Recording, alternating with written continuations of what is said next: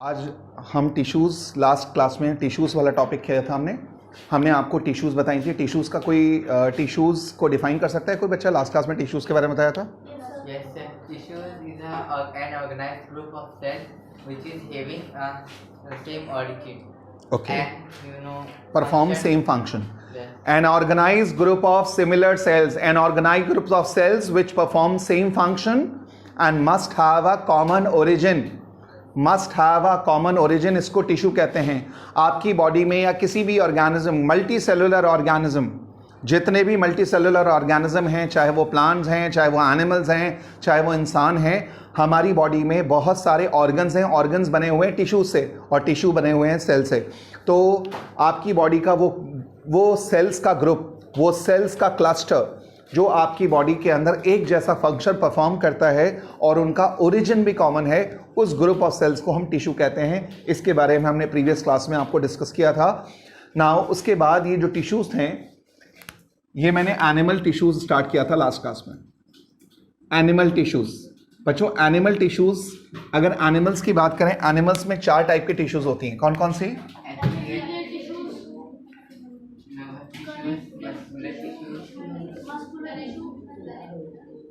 पहली टिश्यू थी epithelial, second tissue connective, muscular और नर्वस टिश्यू।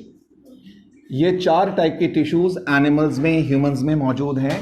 पहली टिश्यू एपिथेलियल का मतलब होता है कवरिंग, किसी भी ऑर्गेनिज्म की आउटर कवरिंग, बाहर की कवरिंग, कवर करने वाली प्रोटेक्टिव कवरिंग का नाम क्या है? Epithelial tissue. मैंने आपसे कहा था आपका हार्ट है, हार्ट की कवरिंग होती है पेरिकार्डियम, वो एपिथेलियल टिश्यू। आपके लंग्स की कवरिंग होती है प्लूरा, एपिथेलियल टिश्यू। आपकी जो ब्लड वेसल्स हैं, आपकी आर्टरीज हैं, कैपिलरीज हैं, वेन्स हैं, वो भी एपिथेलियल टिश्यू से बनी हैं। आपकी बॉडी में जितने भी ऑर्गन्स की कवरिंग है, आपकी स्किन है, एपिथेलियल टिश्यू। उसके बाद दूसरी टिश्यू कौन सी है? कनेक्टिव। अच्छा, ये टिश्यू जो है प्रोटेक्शन का भी काम करती हैं, सिक्रीशन का भी काम करती हैं और रिप्रोडक्शन में भी पार्टिसिपेट करती हैं, एक्सचेंज ऑफ गैसेस में भी रोल प्ले करती हैं। ये वाली जो टिश्यू है कनेक्टिव टिश्यू, एक ऑर्गन को दूसरे ऑर्गन से जोड़ने का काम, कनेक्टिविटी प्रोवाइड करती है। ये वाली टिश्यू, इसका नाम कनेक्टिव है। मस्कुलर टिश्यू, मस्कुलर टिश्यू में मसल्स के बारे में पढ़ेंगे। मसल्स आपको मालूम है आपकी बॉडी में मूवमेंट में हेल्प करती हैं। आप अपनी बॉडी के हिस्स पार्ट्स को मूव कराते हैं।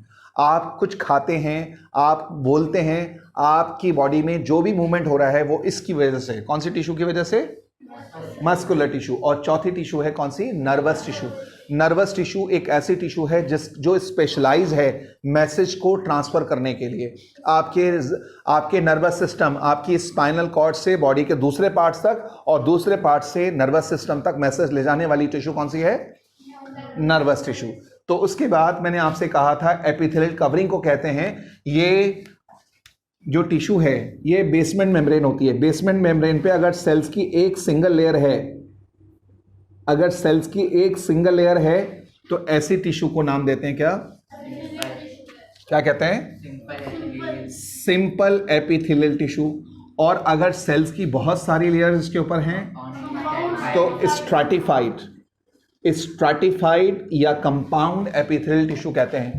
आपको ये बताया गया था आपकी बॉडी में जैसा फंक्शन रिक्वायर्ड होता है उसके इस हिसाब से वहां पर वो टिश्यू मौजूद है। जैसे आपकी स्किन है, इधर देखो, आपकी स्किन है, यहाँ पर जो टिश्यू, ये आपकी जो टिश्यू है इसमें टूट फूट कट जाती है, फट जाती है, इंजरी हो जाती है, चोट लग जाती है, तो इस टिश्यू के कटने और फैटने के, डैमेज होने के चांसेस ज़्यादा होते हैं। इसलिए खुदा ने आपको यहाँ पर कौन सी टिश्यू दी है? स्ट्रैटिफाइड। अगर यहाँ सिंपल टिश्यू होती तो अगर कट जाती, डैमेज हो जाती, तो आपकी बॉडी के अंदर वाले ऑर्गन नज़र आने शुरू हो जाते हैं और उसमें इन्फेक्शन होने के चांस, बहुत सारी चीज़ों के चांसेस बढ़ जाते।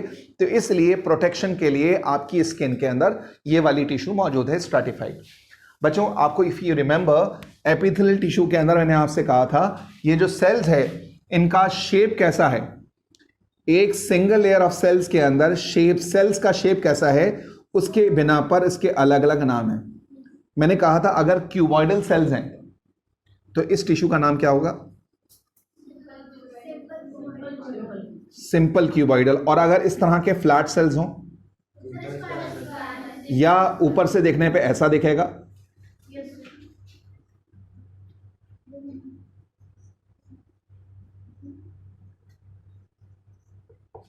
ऊपर से देखने पे ऐसे दिखेगी। तो ये वाली जो टिश्यू है इसका नाम क्या है बच्चों? Simple squamous. ये बहुत पतले और फ्लैट सेल्स होते हैं। तो इस सिंपल स्क्वैमस, ये वाले सेल्स का क्या कौन सी टिश्यू है? Simple cuboidal. अगर सेल्स ऐसे हों बच्चों, ये लंबे लंबे इलोंगेटेड कॉलम की शेप में सेल्स हों, तो इसको बोलेंगे कौन सी? Simple columnar epithelial tissue. और बच्चों अगर ऐसी टिश्यू हो जिसके ऊपर क्या हो? ये सीलिया प्रेजेंट, इसके ऊपर हेयर लाइक स्ट्रक्चर सीलिया हो, तो इसको बोलेंगे सिंपल सीलिएटेड। तो हमारी बॉडी में ये वाली जो टिश्यू है सिंपल क्यूबॉइडल, देखो सिंपल में स्क्वैमस आती है जो आपके सामने है यहां पर, एक होती है क्यूबॉइडल, एक होती है सीलिएटेड, एक होती है कॉलमनर।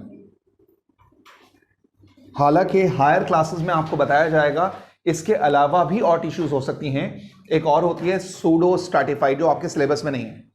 सूडो स्ट्रैटिफाइड भी होती है जो आपके सिलेबस में नहीं है। बहरहाल ये सिंपल टाइप की टिश्यूज हैं, स्क्वैमस, क्यूबॉइडल, सीलिएटेड और कॉलमनर। स्क्वैमस जिसमें फ्लैट सेल्स हों, ये वाली टिश्यू बहुत पतले पतले सेल्स की टिश्यू होती है सिंपल स्क्वैमस। ये बॉडी में कहाँ मौजूद होती है बच्चों? Inner lining of cheek cells, आपके चीक सेल्स में होती है। और मैंने आपसे कहा था आपके रेस्पिरेटरी सिस्टम के अंदर आपका जो फेफड़े हैं, आपके जो रेस्पिरेटरी सिस्टम है उसके अंदर बलून की तरह स्ट्रक्चर होते हैं। क्या कहते हैं उनको? एल्वियोलाई। एल्वियोलाई की वॉल के अंदर भी ये वाले सेल्स होते हैं। ये वाली टिश्यू होती है कौन सी? Simple squamous. फिर उसके बाद जिसमें क्यूब के क्यूबॉइडल सेल्स मौजूद हों, तो ये वाली टिश्यू कौन सी कहलाएगी? Simple cuboidal. ये कहां बॉडी में कहां होती है? हम कहां होती है बच्चों? ये तुम्हारे नेक में कौन सा ग्लैंड है? Thyroid gland. थायराइड फॉलिकल्स के अंदर ये वाली टिश्यू होती है सिंपल क्यूबॉइडल, जहां से थायरॉक्सिन हार्मोन निकलता है। नंबर 2, इसके अलावा ये टिश्यू हमारे रिप्रोडक्टिव ऑर्गन्स में भी मौजूद है।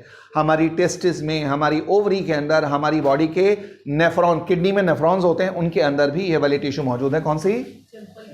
मेरी बात समझ आ रही है बच्चों को? सिंपल क्यूबॉइडल टिश्यू आपके थायराइड ग्लैंड में है, आपके नेफ्रॉन्स में है, किडनी के नेफ्रॉन्स में है, और कहाँ है? हमारी रिप्रोडक्टिव ऑर्गन्स में भी। तो रिप्रोडक्टिव ऑर्गन में है तो जाहिर है कि इसका काम रिप्रोडक्शन में हुआ। थायराइड ग्लैंड में है तो इसका मतलब यहां पे काम क्या हुआ? सिक्रीशन में, हार्मोन। आपको मालूम है थायराइड ग्लैंड को बॉडी का रेगुलेटर कहा जाता है। जैसे फैन, आपके घर में फैन होता है, फैन में का रेगुलेटर होता है, उसकी स्पीड को आप घटाते बढ़ाते हैं। इसी तरह से आपकी बॉडी का रेगुलेटर जो पार्ट है ना, वो थायराइड ग्लैंड है। इससे निकलने वाला हार्मोन अगर ज्यादा हो जाए, इसको कहते हैं हाइपरथायरॉयडिज्म। कम हो जाए तो हाइपोथायरॉयडिज्म। जिन लोगों को हाइपरथायरॉयडिज्म होता है उनकी बॉडी का मेटाबॉलिज्म, बॉडी की जो मशीनरी होती है वो तेज हो जाती है, फास्ट हो जाती है। और जिन लोगों का ये थायरॉक्सिन कंसंट्रेशन कम होता है उसको कहते हैं हाइपोथायरॉयडिज्म। उससे बॉडी का सिस्टम स्लो डाउन हो जाएंगे। बात समझ आ रही है? बात आप देखिएगा, बहुत सारे ऐसे लोग अपनी सोसाइटी में, कुछ लोग होते हैं जिनका वजन अपने आप बढ़ना शुरू हो जाता है, वेट गेन हो रहा है। तो वेट गेन होने की 98% जो वजह है वो थायराइड का डिस्टर्ब होना है। थायराइड ग्लैंड से जो हार्मोन निकलता है, अगर वो कम हो जाएगा तो आपका वजन बढ़ना शुरू हो जाएगा, आपका मेटाबॉलिज्म स्लो हो जाएगा, आप लेजी हो जाएंगे, आपको नींद ज्यादा आएगी, ये सारी प्रॉब्लम होती है। खैर, तो आपके थायराइड ग्लैंड में कौन सी? क्यूबॉइडल। ये वाली टिश्यू कहां होती है बच्चों? कॉलमनर। आपके एलिमेंट्री कैनाल, मैंने आप बच्चों को समझाया था कि बेटा ये वाला पार्ट देखो, ये क्या है? ये स्टमक है, ये स्मॉल इंटेस्टाइन है। आपकी जो एलिमेंट्री कैनाल है उसकी वॉल के अंदर, एलिमेंट्री कैनाल की लाइनिंग में जो वॉल है उसके अंदर कौन सी टिश्यू मौजूद होती है बेटा? Simple columnar. और कभी कभार इस कॉलमनर एपिथेलियल टिश्यू के अंदर जो मेम्ब्रेन होती है ना, ऐसी फोल्ड हो जाती है। ये फोल्डेड स्ट्रक्चर क्या कहलाता है? विलाय। ये फोल्डेड स्ट्रक्चर कहलाता है विलाय। इसके ऊपर जो आपके स्टमक, आपकी इंटेस्टाइन के अंदर यहां पर सेल्स की मेम्ब्रेन में मॉडिफाइड फिंगर लाइक प्रोजेक्शंस होते हैं, इनको विलाय कहते हैं। ये विलाय क्या करते हैं? खाना एब्जॉर्ब करने में मदद करते हैं। तो आपकी स्मॉल इंटेस्टाइन, आपकी एलिमेंट्री कैनाल में कौन सी टिश्यू है बेटा? Simple column. यहां पे इसका काम क्या है? एब्जॉर्प्शन। अच्छा, कभी कभार आपकी वो वहां पर सेल्स के ऊपर कौन सी क्या क्या मौजूद है? सीलिया। तो सीलिया की वजह से कौन सी टिश्यू कहलाएगी? Simple ciliated. बच्चों को समझ आ रहा है? ये सिंपल सीलिएटेड ये टिश्यू कहां मौजूद होती है बच्चों? ईसोफेगस में नहीं, हमारे रेस्पिरेटरी ट्रैक्ट, सांस की जो नली है उसका नाम होता है ट्रैकिया ब्रोंकियोल्स। जो आपकी सांस लेने वाली नली है, जो रेस्पिरेटरी ट्रैक्ट है, उसकी वॉल के अंदर, उसकी लाइनिंग के अंदर भी मैंने आपको बताया था कौन सी टिश्यू मौजूद है? Simple ciliated epithelial tissue present होती है। बच्चों को समझ आ रहा है सबको? उसके तो सिंपल से, और इसके अलावा मैंने आपसे कहा था ह्यूमन फीमेल्स में यहां पर ओविडक्ट्स होती हैं जिसको कहते हैं फेलोपियन ट्यूब्स। रिप्रोडक्टिव सिस्टम में फेलोपियन ट्यूब्स होती हैं, उसकी वॉल में भी ये प्रेजेंट होती है। कौन सी? क्या? सीलिएटेड। इसके अलावा आपका नर्वस सिस्टम, आपकी ब्रेन, आपका स्पाइनल कॉर्ड की के अंदर जो लाइनिंग है, इनर लाइनिंग के अंदर भी ये वाली टिश्यू मौजूद है, सिंपल सीलिएटेड। ये बात समझा दी थी लास्ट क्लास में। अच्छा, उसके बाद स्ट्रैटिफाइड। स्ट्रैटिफाइड जिसके अंदर बहुत सारी लेयर्स हों तो वो स्ट्रैटिफाइड। तो इसका मतलब ये टिश्यू आपकी बॉडी में वहां पर मौजूद होगी जहां पर ज्यादा प्रोटेक्शन की जरूरत होगी। इधर देखो, इसके अंदर कई सारी हैं। एक आती है कौन सी? कौन सी? कैरेटिनाइज। एक होती है कौन सी? Non keratinised. और एक और टिश्यू होती है जिसका नाम क्या है? कौन सी? ट्रांजिशनल। ये स्ट्रैटिफाइड टिश्यू के टाइप्स हैं जिसमें बहुत सारी लेयर्स होंगी। उसके अंदर कैरेटिनाइज, नॉन कैरेट और भी होती हैं, लेकिन आप इतना इतना याद रखें, कैरेटिनाइज और नॉन कैरेटिनाइज। और ये बताओ, हमारे जो बाल होते हैं, हमारे जो हेयर्स होते हैं, हमारे जो नेल्स होते हैं, किस चीज के, मेनली किस चीज के बने होते हैं? हमारे नेल्स, हमारे बाल, जानवरों के सींग किस चीज के बने होते हैं मेनली? एक प्रोटीन होता है बेटा, कैरेटिन। KERATIN। कैरेटिन नाम का प्रोटीन होता है, उसके बने होते हैं। तो आपकी जो स्किन है ना, स्किन के अंदर बहुत सारी लेयर्स होती हैं। स्किन की सबसे बाहर वाली लेयर का नाम होता है एपिडर्मिस, फिर उसके नीचे होती है डर्मिस। एपिडर्मिस के भी फिर और लेयर्स होती हैं, डर्मिस की फिर और लेयर्स होती हैं। तो आपकी बाहर वाली जो लेयर एपिडर्मिस है ना, उसके अंदर ये वाली टिश्यू पाई जाती है। कौन सी? कैरेटिन। यहीं से आपकी बालों की ग्रोथ हो रही है, यहीं से आपकी स्किन के अंदर जो हेयर ग्रोथ हो रही है। तो आपकी एपिडर्मिस वाली जो लेयर है, जो वाटरप्रूफ लेयर होती है, ये वाली लेयर का नाम कौन सी होता है? कैरेटिनाइज, जो आपकी एपिडर्मिस में पाई जाती है। एपिडर्मिस से नीचे वाली लेयर कौन सी है? डर्मिस। एपिडर्मिस, और उससे नीचे वाली लेयर का नाम है डर्मिस। डर्मा, डर्मा का मतलब होता है स्किन। जैसे आपने सुना होगा कभी, जब आपको स्किन में कोई इंफेक्शन हो जाता है, आप कौन से डॉक्टर से कंसल्ट करते हैं? डर्मेटोलॉजिस्ट। डर्मेटोलॉजिस्ट। डर्मा, डर्मा मतलब स्किन, चमड़ी जो होती है, derma. Dermatologist skin specialist doctor को कहते हैं। If you are having hair loss problem, आपके बाल गिर रहे हैं, हेयर लॉस हो रहा है, तो कौन से डॉक्टर से कंसल्ट करेंगे? हेयर के स्पेशलिस्ट डॉक्टर को क्या कहते हैं बच्चों? बोलो। हेयर के लिए वर्ड इस्तेमाल करते हैं साइंस में ट्राइको। ट्राइको क्या कहते हैं? Trichologist. Trichologist hair specialist doctors को कहते हैं। ओके बच्चों, ये ट्राइकोलॉजिस्ट है, hair trichologist hair specialist doctor को कहते हैं। तो बात चल रही थी आपकी स्किन की जो एपिडर्मिस वाली जो लेयर है, उसके अंदर कौन सी टिश्यू प्रेजेंट है? कैरेटिनाइज। ये वाटरप्रूफ लेयर होती है। उसके नीचे वाली जो लेयर होती है, जो डर्मिस में मौजूद होती है, वहां कौन सी है? Non keratinised. और ये वाली जो टिश्यू है, ये ट्रांजिशनल टिश्यू कहां प्रेजेंट है? देखो,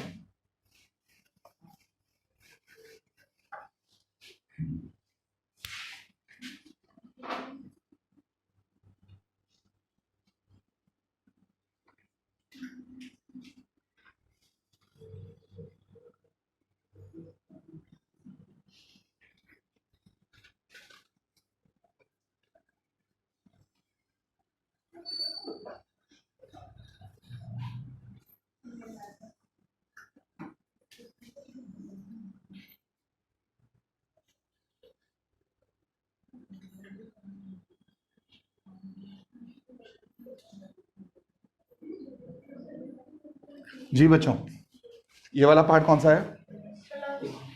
लंग्स,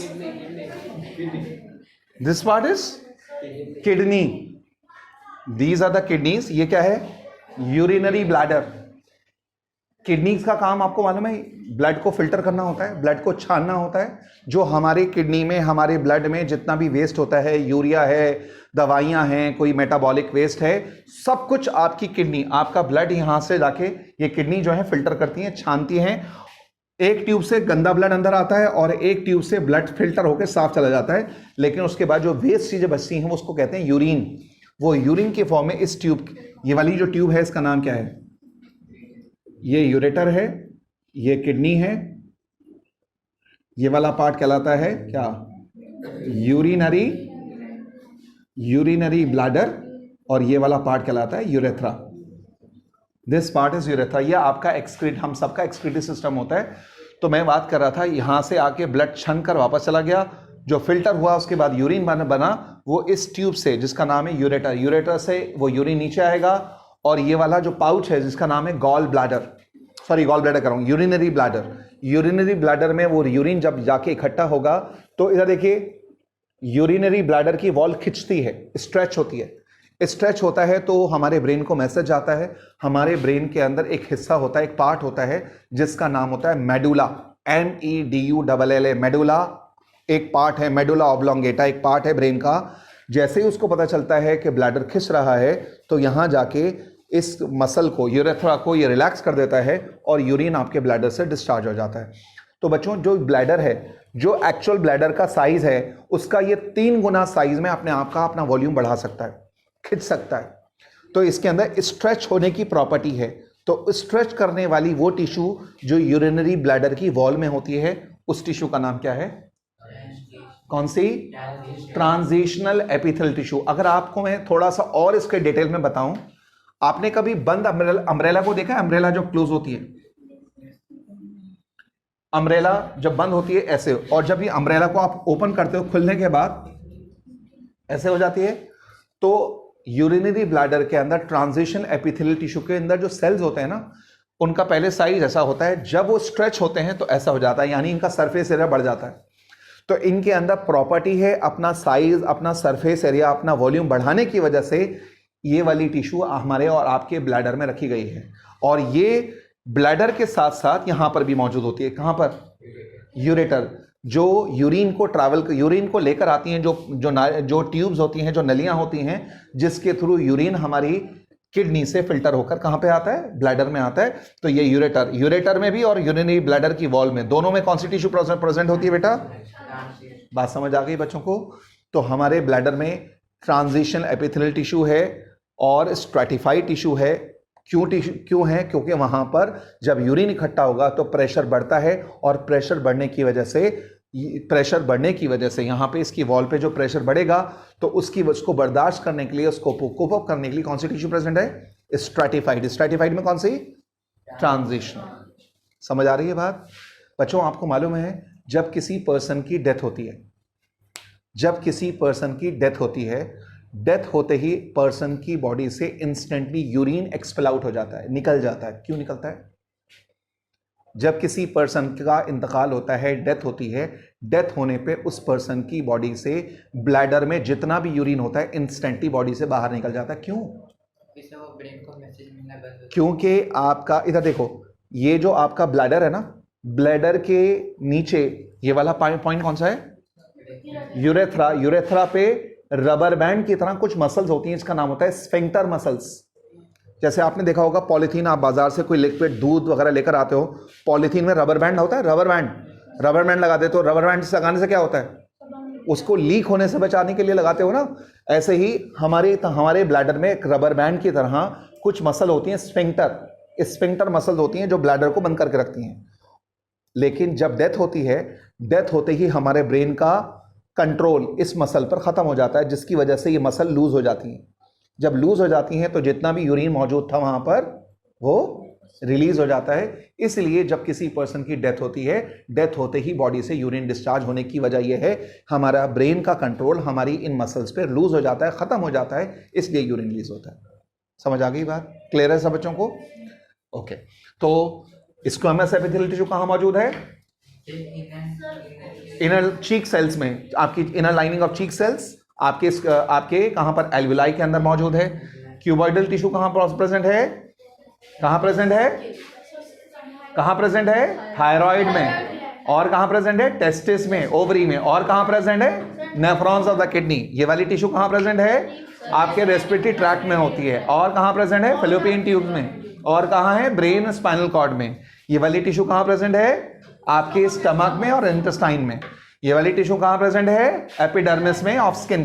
ये कहां टिश्यू प्रेजेंट है, डर्मिस ऑफ स्किन। ये वाली टिश्यू कहां प्रेजेंट है, यूरिनरी ब्लैडर। और बात समझ आ गई।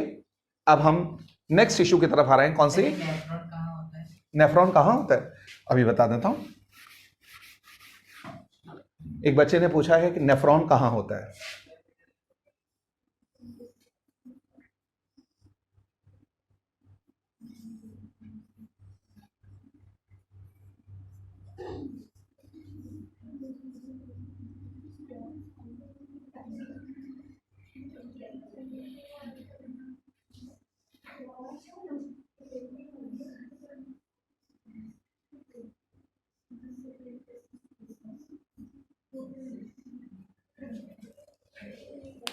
ये क्या चीज है आपके सामने,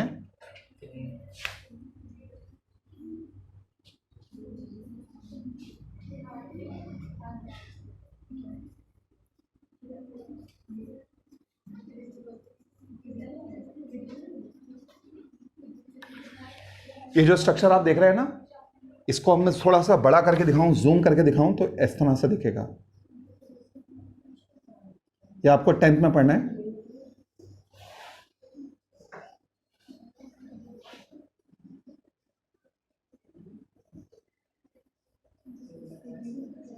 ये पूरा का पूरा जो स्ट्रक्चर आपके सामने है, इसका नाम क्या है बेटा, क्या कहते हैं, नेफ्रॉन।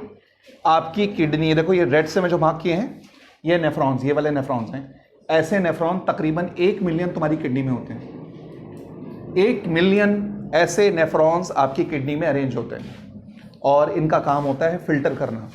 आपने देखा होगा आपकी अम्मी घर में जैसे चाय को छानती हैं, चाय को छानती हैं, इसी तरह से आपके अंदर ये छोटी सी एक छन्नी की तरह है, ये कप लाइक स्ट्रक्चर है, इसको कहते हैं बोमेंस कैप्सूल। ये वाला जो पार्ट है ना नेफ्रॉन में, जब ब्लड जाके छनता है, इसमें ऐसे बहुत सारे नेफ्रॉन्स हैं, नेफ्रॉन में जाके ब्लड छनता है, तो नेफ्रॉन के अलग अलग पार्ट हैं। ये वाला जो पार्ट आप देख रहे हैं कप लाइक स्ट्रक्चर, जो एक छन्नी की तरह है, छानने के लिए है, उसका नाम है बोमेंस कैप्सूल। तो अभी इस बच्चे ने पूछा था नेफ्रॉन कहाँ होते हैं, तो ये कहाँ मौजूद हैं बच्चों, आपकी किडनी में। बात समझ आ गई सबको, क्लियर है, ओके।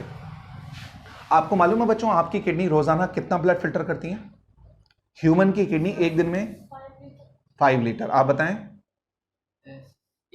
1 लीटर। माहीन आप बताएं हमारी किडनी एक दिन में कितना ब्लड फिल्टर करती हैं। आपकी किडनी रोजाना कितना ब्लड फिल्टर करती हैं, 180 litre per day, 180 litre, 180 litre रोजाना। और अगर गर्मी का दिन है, गर्मी का दिन है, तो गर्मी में बहुत ज्यादा गर्मी जब होती है तो आपकी बॉडी में स्वेटिंग होती है। स्वेटिंग होने की वजह से, पानी का लॉस होने की वजह से यूरिन आप निकालते हैं तकरीबन 1 लीटर रोजाना। तो 180 लीटर फिल्टर हुआ, 1 लीटर आपने यूरिन की शक्ल में निकाला, 179 बॉडी में रिटेन कर लिया, एब्जॉर्ब कर लिया।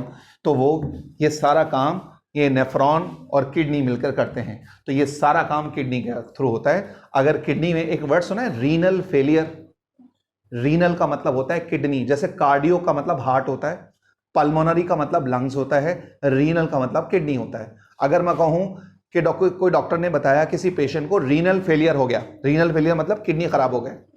आगे एक होता है कार्डियक फेलियर, हार्ट फेल हो गया, समझ आ गया।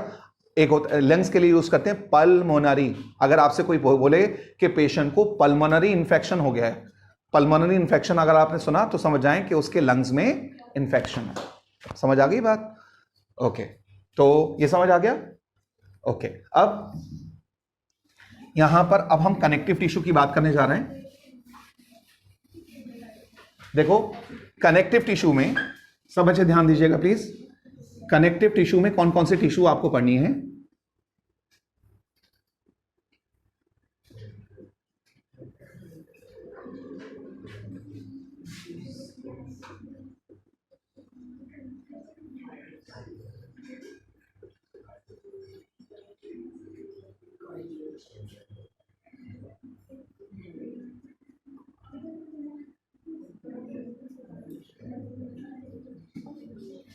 सारे बच्चे ध्यान दें प्लीज। ये कनेक्टिव टिश्यूज हैं। कनेक्टिव टिश्यू आपको नाम से अंदाजा हो रहा है, वो टिश्यू जो आपकी बॉडी में एक ऑर्गन को, एक पार्ट को दूसरे पार्ट से जोड़ती हैं, कनेक्ट करती हैं, वो टिश्यूज हैं कनेक्टिव टिश्यूज। इसके अंदर areolar tissue, adipose tissue, fibrous connective tissue, cartilage, bone, blood, lymph. Okay, ये बताएं सबसे पहले, स्केलेटन की बात भी मैं आपको बताऊंगा। सपोज आपको एक ह्यूमन स्केलेटन आपको लैब में आपकी टीचर प्रोवाइड करें, you are provided a human skeleton. आपसे पूछा जाए कि इस स्केलेटन को एनालाइज कीजिए, कंपेयर कीजिए, देखिए और देख के बताइए ये स्केलेटन ह्यूमन मेल का है या फीमेल का है, तो कैसे आप फर्क बताएंगे? एक स्केलेटन आपके सामने रखा हुआ है, एक आपके सामने टेबल पे एक स्केलेटन रखा हुआ है ह्यूमन का, आपसे कहा जा रहा है कि इस स्केलेटन को देखकर एनालाइज कीजिए कि ये मेल का है या फीमेल का है, तो कैसे फर्क बताएंगे आप? बताएं। इधर देखें, हमारा ये वाला जो पार्ट होता है, शोल्डर वाला पार्ट, इसको कहते हैं पेक्टोरल गर्डल। क्या कहते हैं? और ये वाला जो पार्ट होता है इसको कहते हैं पेल्विक गर्डल। जो हमारी हिप बोन वाला पार्ट है, पेल्विक गर्डल। आपको इन दोनों गर्डल की चौड़ाई, इनकी विड्थ को मेजर करना है। इनकी मेजरमेंट ले लीजिए स्केलेटन के। अगर पेक्टोरल गर्डल कंपैरेटिवली ज्यादा चौड़ा है इससे, पेल्विक गर्डल, तो it is a male skeleton.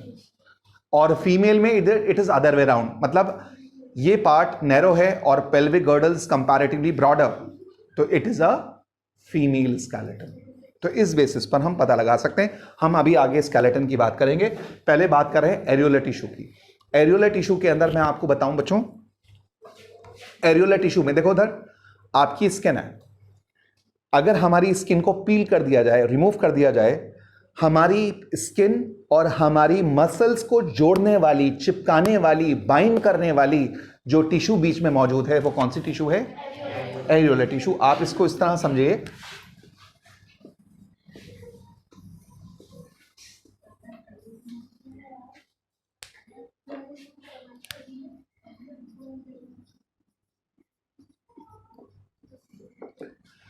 देखो आपकी स्किन के नीचे और आपकी मसल को जोड़ने वाली ये टिश्यू है जिसका नाम एरियोलर टिश्यू है। इसको one of the most abundant tissue कहा जाता है बॉडी की। बॉडी की बहुत ज़्यादा क्वांटिटी में, बहुत ज़्यादा abundant tissue, one of the most abundant tissue है बॉडी की एरियोलर टिश्यू। देखो फिर दोबारा सुनिए, आपकी स्किन को रिमूव किया जाए तो स्किन को रिमूव करने के बाद जो मसल्स और स्किन के बीच में जो टिश्यू मौजूद होती है वो कौन सी है? इस एरियोलर टिश्यू में बहुत सारे फाइबर्स होते हैं, प्रोटीन के फाइबर्स होते हैं और इसमें कुछ सेल्स भी मौजूद हैं। देखो उधर सब बच्चे, इसमें सेल्स होते हैं, इसमें एक सेल्स होते हैं, इनका नाम होता है क्या? कौन सा?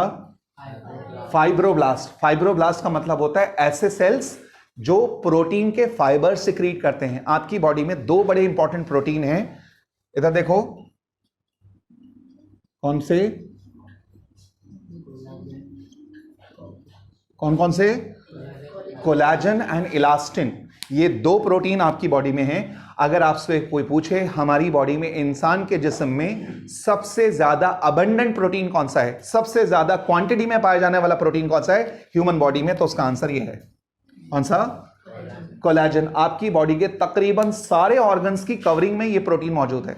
आपकी आई बॉल, आपने देखा होगा, एनिमल की आई बॉल देखिए, बकरे की आई बॉल देखिए, देखिए आई बॉल। एनिमल की जो आई बॉल होती है, हमारी आई बॉल जो होती है, उसकी वॉल में सफेद कलर का, व्हाइट कलर का प्रोटीन मौजूद है, that is a collagen protein. हमारे हार्ट में भी, हमारे लंग्स में भी, हमारी ब्लड वेसल्स में भी, हमारी कैपिलरीज में, हमारे हर बॉडी के तकरीबन सारे ऑर्गन की कवरिंग के अंदर ये प्रोटीन पाया जाता है जिसका नाम है कोलेजन प्रोटीन। और एक होता है, इधर देखिए, ये आपकी बॉडी में ये फ्लेक्सिबिलिटी जो है ना, इलास्टिसिटी जो है, ये जो आप स्किन को खींचते हैं वो अपनी पोजीशन में वापस पहुंच जाता है, तो उसके लिए एक प्रोटीन होता है, कौन सा? Elastin protein. तो आपकी बॉडी में सबसे ज्यादा पाए जाने वाले प्रोटीन्स में एक प्रोटीन तो है कोलेजन और है इलास्टिन प्रोटीन। इन कोलेजन और इलास्टिन प्रोटीन के फाइबर को सिक्रीट करने वाले सेल्स का नाम क्या है? फाइब्रोब्लास्ट। फाइब्रोब्लास्ट वो सेल्स हैं जो आपकी बॉडी में इन प्रोटीन के फाइबर को सिक्रीट करते हैं, जिसमें कोलेजन प्रोटीन है और इलास्टिन। बच्चों को समझ आ रहा है? आगे सुने। अच्छा, इसके अलावा इसमें कुछ और सेल्स होते हैं। देखो इनके अंदर कुछ सेल्स हैं, इसमें कुछ सेल्स होते हैं, बेसोफिल्स भी होते हैं, बेसोफिल्स होते हैं, इसमें कुछ सेल्स होते हैं मैक्रोफेजेस, मैक्रोफेजेस भी होते हैं। तो एक वर्ड जानते हो बच्चों, एलर्जी, एलर्जी जानते हो? क्या होती है एलर्जी?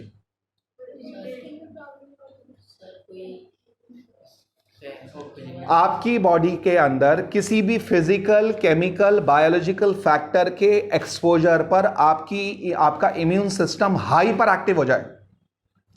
आपकी बॉडी में किसी भी फिजिकल, किसी केमिकल या बायोलॉजिकल कंपोनेंट के कांटेक्ट में आने पर आपकी बॉडी का इम्यून सिस्टम हाइपर एक्टिव हो जाए, तो इसको कहते हैं एलर्जी। फॉर एग्जाम्पल आपको ना, आपने वुलन, प्योर वुल का स्वेटर पहना है, स्वेटर पहनने के बाद आपको बॉडी में इचिंग होने लगी, आपकी बॉडी में रैशेस होने लगे और आपकी बॉडी में इचिंग स्टार्ट हो गई, इसका मतलब आपको वुल से एलर्जी है। कुछ लोगों को कॉटन से एलर्जी होती है, कुछ लोगों को धुएं से एलर्जी होती है, कुछ लोगों को डस्ट से एलर्जी होती है, कुछ लोगों को पपाया से एलर्जी होती है, कुछ लोगों को सनलाइट से एलर्जी होती है, कुछ लोगों को ठंड से एलर्जी होती है, कुछ लोगों को डस्ट से एलर्जी होती है, और कुछ लोग, जैसे आपके घर में पेट है, कोई बिल्ली है, बिल्ली का जो फर होता है उसके टच होने से एलर्जी होती है। तो हर पर्सन को एलर्जी होती है। तो एलर्जी कॉज करने वाले कुछ सेल्स होते हैं, वो बेसोफिल्स होते हैं, वो भी यहां मौजूद होते हैं। आगे सुनिए, तो आपकी बॉडी के अंदर, अच्छा ये वाली जो टिश्यू है एरियोलर टिश्यू, इस टिश्यू का मेन काम क्या है? बाइंड करना। किसको बाइंड करना? मसल को किसके साथ? इसके साथ जोड़ने के लिए जो टिश्यू होती है एरियोलर टिश्यू होती है। और दूसरा, इसके अलावा दूसरा काम, बेटा आपकी बॉडी में कहीं इंजरी हो जाती है, डैमेज हो जाता है, तो वो पार्ट, जख्म जो भरता है, हील होता है, उसके लिए भी कौन सी टिश्यू प्रेजेंट है? कौन सी? Areolar tissue. बात समझ आ रही है बच्चों? एरियोलर टिश्यू हमारी बॉडी की one of the most abundant tissue है। इसके बाद सुने, ये वाली टिश्यू कौन सी? Adipose tissue. एडिपोज टिश्यू एक ऐसी टिश्यू है जिसमें बड़े स्पेशलाइज सेल्स होते हैं जिनका नाम होता है बच्चों क्या?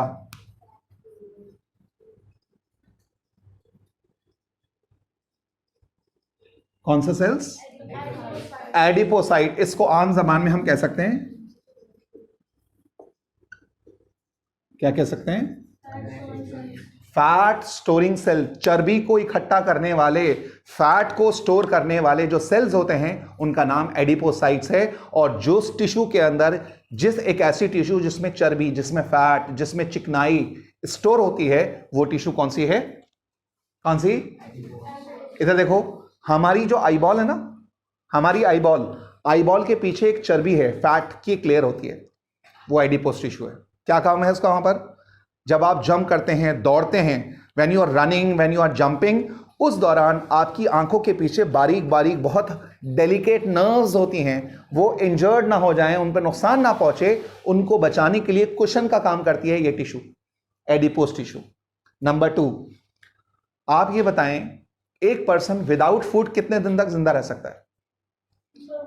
एक पर्सन विदाउट फूड कितने दिन तक जिंदा रह सकता है? 1 मंथ। जोया आप बताएं, एक पर्सन विदाउट फूड कितना टाइम से सर्वाइव कर सकता है? It depends upon the health of a person. ये उसकी हेल्थ पर डिपेंड करेगा। आपने एक नाम सुना है, पोलर बियर? पोलर बियर जब हाइबरनेट करता है तो अपनी स्किन के नीचे बहुत सारा फैट इकट्ठा कर लेता है, स्टोर कर लेता है। जब वो क्राइसिस वाला पीरियड आता है, जब वो इनएक्टिव हो जाता है, जब वो हाइबरनेट कर देता है, तो उस दौरान उसको एनर्जी कहां से मिलती रहती है? वो फैट जो स्किन के नीचे जमा हो जाता है, वो कौन सी, कहां पर है? वो एडिपोस टिश्यू। आपको मालूम है कैमल में यहां पर क्या होता है? कैमल का हम्प होता है, वहां पर कैमल अपना चर्बी को इकट्ठा कर लेता है। वो चर्बी इकट्ठा करने के बाद वो चर्बी दोनों चीजों के काम आती है, पानी का भी और खाना, वो दोनों के लिए इस्तेमाल होता है। तो फैट, इसका मतलब फैट आपकी बॉडी में एनर्जी देने का भी काम कर सकता है।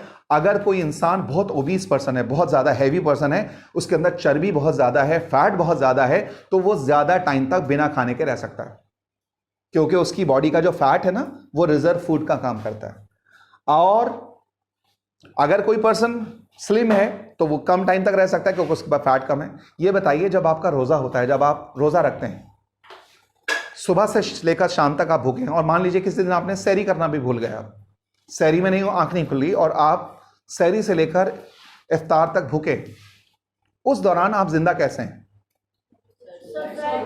आपकी बॉडी में पहली बात तो सबसे पहला जो स्टोर फूड होता है वो इस फॉर्म में होता है। किस फॉर्म में? किस फॉर्म में? आपकी बॉडी में ग्लाइकोजन। आपकी बॉडी में जब आपको फूड नहीं खा रहे तो रोजे के हालत में आपको एनर्जी देने वाला फूड कौन सा है? ग्लाइकोजन। जब ये ग्लाइकोजन भी खत्म हो जाता है तब आता है किसकी बारी? फैट्स। समझ आ रही है बात? तो आपकी बॉडी में जो फैट है, ये जो एडिपोज टिश्यू है, ये एनर्जी देने का काम करता है। ये फैट का काम है एनर्जी देना।